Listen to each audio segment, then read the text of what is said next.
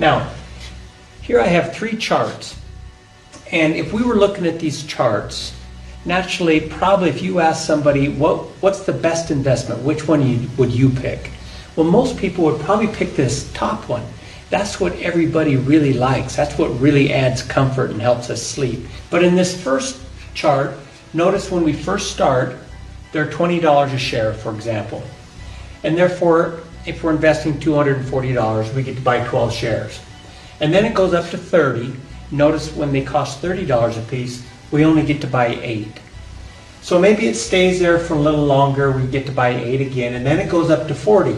Well, at $40 a piece, and we're investing $240, we only get to buy 6.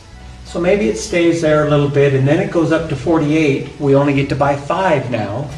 And it stays there for a little bit, and then it goes up to 60 bucks, and then it stays there for a little while. Now this is the investment everybody would really like to have, because notice what happens. We buy and it goes up in value. Stays there, we buy some more, it goes up in value. We buy some more, it goes up in value. So every time we buy, our investment is going up, and we feel really good, we think that's great. Well, notice if we add up all the shares that we would own after this period of time, there would be 62 shares, and they'd be worth $60 a piece.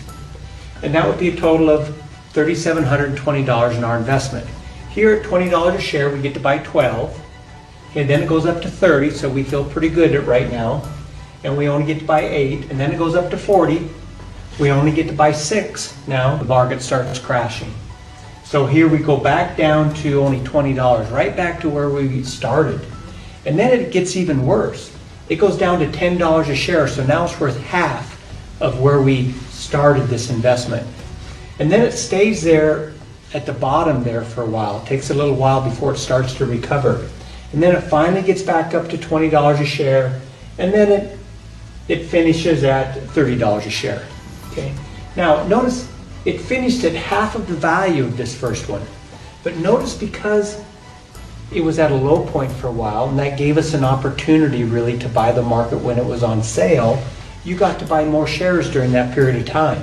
So if we add up these shares here, there's 142 shares, and they're only worth $30 a piece, but notice it's actually a better investment than this one that just goes up every time we buy. Okay.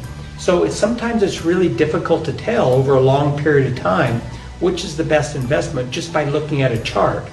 If we would have been an investor that was just investing every single month. Okay, so this is the concept of dollar cost averaging.